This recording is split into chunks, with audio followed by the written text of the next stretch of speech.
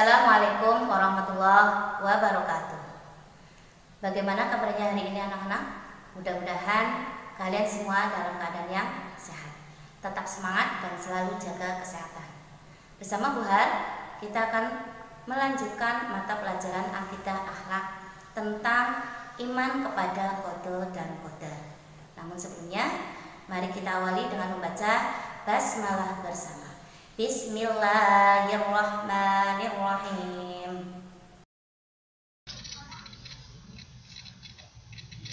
Anak-anakku yang Bu Guru banggakan, iman kepada qada dan qadarnya Allah. Sebelum Bu Guru menjelaskan tentang iman kepada qada dan qadarnya Allah, Bu Guru akan sampaikan kompetensi dasar dan tujuan pembelajarannya. Untuk kompetensi dasar, yang pertama menganalisis iman kepada qada dan qadarnya Allah. Yang kedua, menyajikan contoh qada dan qadarnya Allah dalam kehidupan sehari-hari. Untuk tujuan pembelajarannya, diharapkan siswa mampu yang pertama menjelaskan pengertian qada dan qadarnya Allah. Yang kedua, menjelaskan perbedaan antara qada dan qadarnya Allah. Yang ketiga, menyebutkan dalil tentang qada dan qadarnya Allah. Yang keempat, menyebutkan contoh qada dan qadarnya Allah. Yang kelima, menjelaskan perbedaan antara takdir mu'allaq dan takdir mubram. Dan yang keenam, menjelaskan manfaat beriman kepada qada dan qadarnya Allah. Hari ini, Bu Guru akan menjelaskan satu, pengertian qada dan qadarnya Allah. 2. Perbedaan antara qada dan qadarnya Allah. 3. Dalil tentang qada dan qadarnya Allah. Yang pertama, pengertian qada dan qadarnya Allah. Qada adalah ketentuan Allah yang berkaitan dengan makhluk yang telah ditetapkan sejak zaman azali. Apa itu zaman azali? Zaman azali yaitu zaman sebelum adanya alam semesta. Sedangkan qadar adalah ketentuan Allah terhadap makhluknya yang sudah terjadi. Qada dan qadar lazim disebut sebagai takdir dan merupakan rahasia Allah. Sebab tidak seorang pun yang dapat mengetahuinya. Kita tidak tahu bagaimana nasib kita yang akan datang kecuali setelah terjadi. Semua adalah milik Allah. Sebagaimana firman Allah dalam surat Al-Furqan ayat 2. Yang kedua, perbedaan antara qada dan qadarnya Allah.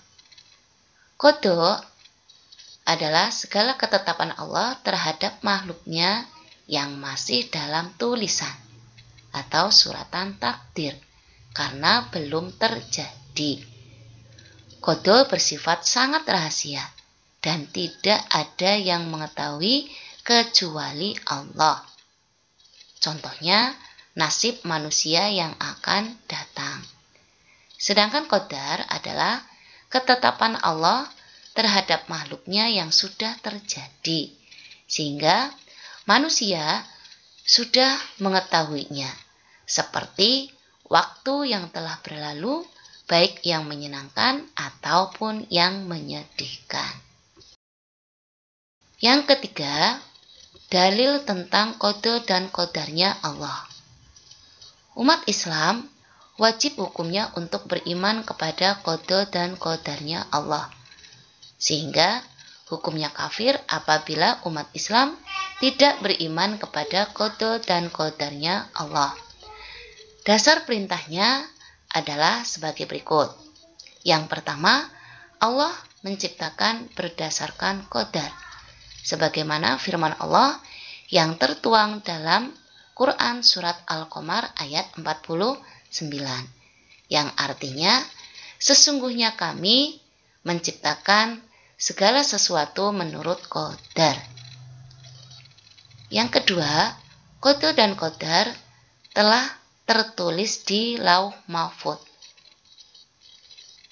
Ini berdasarkan firman Allah, Quran Surat Al-Hadid ayat 22, yang artinya setiap bencana yang menimpa di bumi dan yang menimpa dirimu sendiri, semuanya telah tertulis dalam kitab, yaitu Lauh Mahfuz, sebelum kami mewujudkannya. Sungguh yang demikian itu mudah bagi Allah.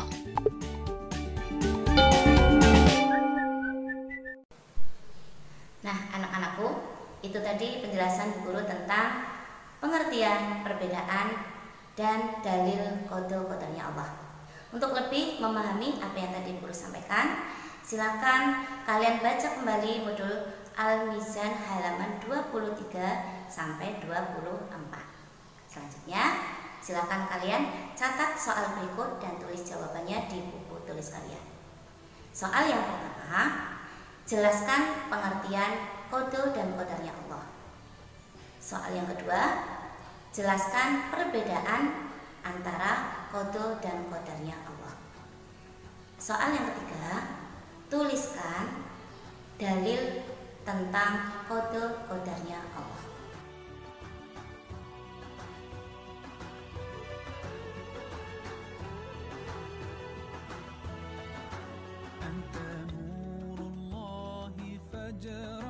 جئت بعد العسر يسرا ربنا أعلاك قدرا يا إمام الأنبياء. Baiklah, mari kita akhiri dengan membaca hamdalah bersama. Alhamdulillahirabbil alamin. Wassalamualaikum warahmatullahi wabarakatuh. Terus min satu